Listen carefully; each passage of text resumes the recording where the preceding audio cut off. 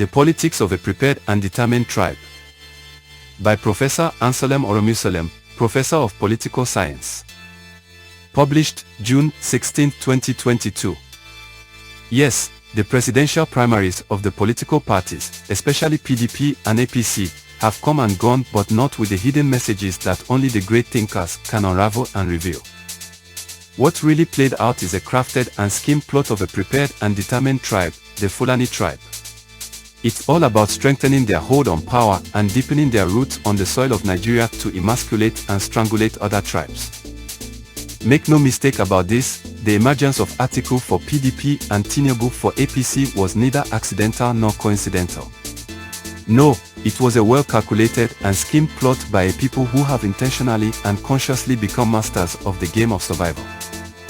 APC, with the help of INEC, knowingly or unknowing, had to wait for the outcome of PDP primaries to be sure they got their man, Atiku, as the flag bearer, before they had their own. Once the PDP ticket had been secured by their own, having outsmarted the southern candidates, they knew they were not going to take any chance with the marriage of the Igbos and the Yorubas. Alliance which would have been necessitated and triggered by a common feeling of injustice and the northern, Fulani, show of domination and lordship. The Fulanis have always known that the very day this wedding takes place, that same day, their dominance will come to an end. So while they try to emasculate the Igbos, they allow the Yorubas to have a feel of the booty and a piece of the cake. The cake, their wise elders, like Prof. Odebanjo, have repeatedly told them, would be bigger, richer, sweeter and more lasting, if they join hands with their Igbo brothers to bake. So to widen this gap and strengthen this wall of division between the Igbos and Yorubas, Tunbu, a Yoruba man, who they will never give the presidency, has to be given the ticket to assuage the Southwest, for now, against the Igbos who are rightfully entitled to the ticket. Buhari was ready for a North ticket. He didn't care. But the wise men led by El Rufai talked him out of it, having known the immediate implication of that. Don't forget, it was just few days to the primaries that Tunbu burst out on Buhari and APC leadership. An action the APC chairman said would not go unpunished. And that punishment was to make him the party's flag bearer. What a punishment! The question then is, why the preference of Tunbu to Osinbajo? Remember, El Rufai did not allow Tunbu to see the Kaduna delegates, which he promised he would give to Amici. El Rufai is the head of the Fulani agenda.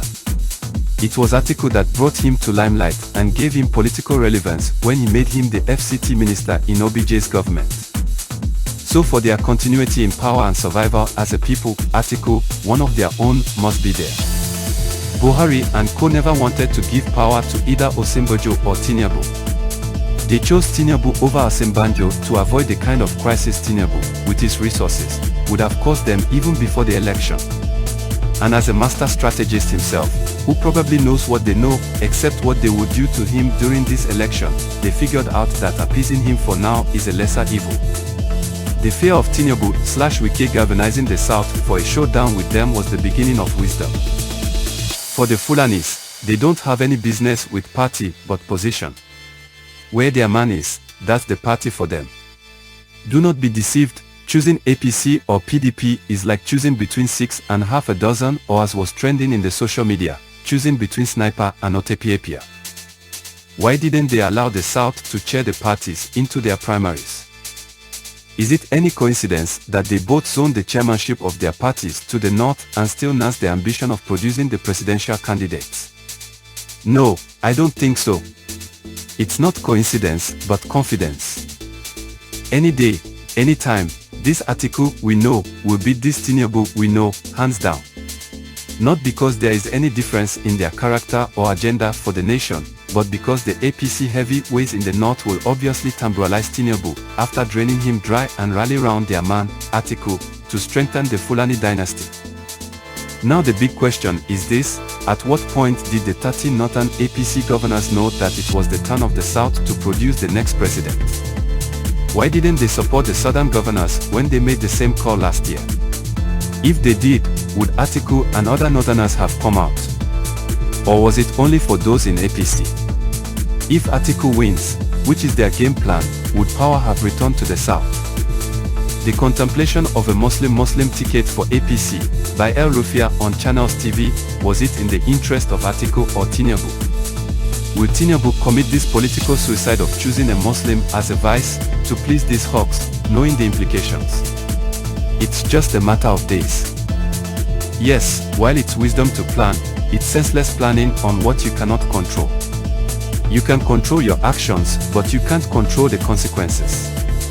While the Fulanis may think that they have emasculated and castrated the leadership of these ethnic groups, who have sworn allegiance to serve them and others outside the government, whom they gave money for contracts and asked not to execute them, so as to pin EFCC on them, once they opened their mouths, they did not factor in the revolution that the youth of these ethnic groups are coming up with. Revolution that will bring a serious shake-up in our political system. A revolution activated, precipitated and triggered by the force of hope and assurance which Peter Obi, the flag bearer of the Labour Party, has come to personify and epitomize. Peter Obi has begun a movement that has even gone beyond him. In him, the people are seeing hope, honesty, integrity, prudence, accountability, intelligence and human feelings. In him, they genuinely believe Nigeria will rise again. They believe supporting Peter Obi is not helping him but helping themselves and taking back their country, their only country.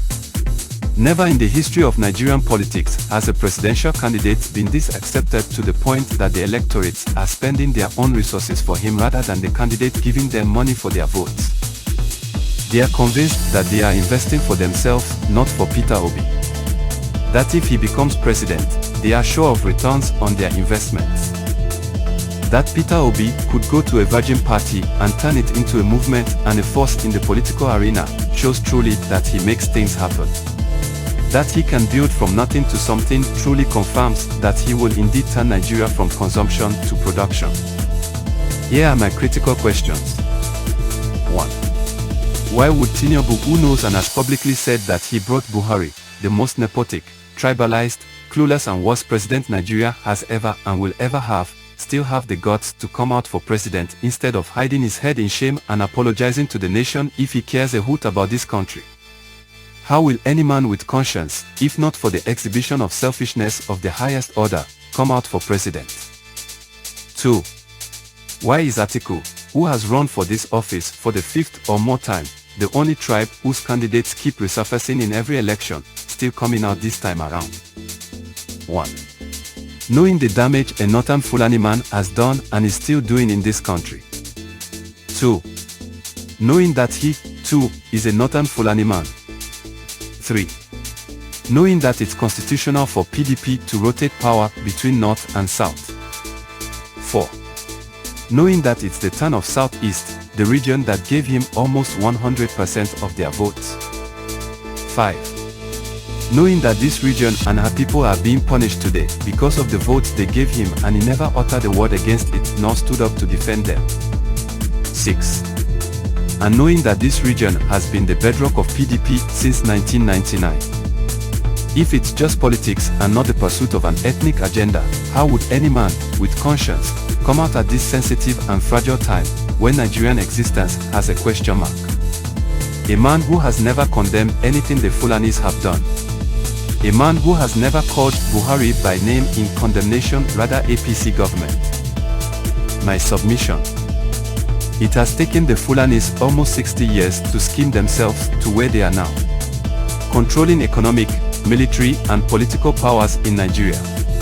So they want Atiku there, for at least the next 4 years to perfect what they have begun. Tunbu victory is not an option. They will not allow it except for a Muslim Fulani ticket so that they would do to the south what they thought OBJ did to the north, taking Tunbu out, considering his health condition and having the Fulani VP ascend the presidency. Never you underrate or estimate what these people can do. In the light of the above, like Paul Odebanjo advised too, I will want every Nigerian who truly loves this nation to brace up for tough and rough times ahead. These people are ready and would not, having come this far, willingly relinquish power to any other tribe.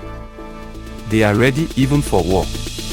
The import of the Fulanis from all over the world into Nigeria is not to rear cattle, but to use the weapons that they have long amassed for war, having successfully disarmed most Nigerians of their weapons for defense. The good news now is the readiness of the youth too, from every region, to take back their country, with the mantra, "Behold, old things are passed away, and all things have become new." The emergence of these youths at this point in time has altered their equation because they were not factored in their calculation. The survival of this nation, Nigeria, truly lies in the hands of these youths, and now is the time. Postscript. This article gave an excellent insight into the chess game the Fulani are playing with southern pawns.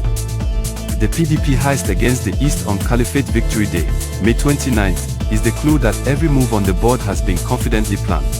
Please don't forget to subscribe to this channel, The Mirror TV on YouTube, The Mirror on Facebook, The Mirror TV on Twitter. Subscribe and follow us, as we shall be giving you updates of the activities here in Ebonyi State and across the globe.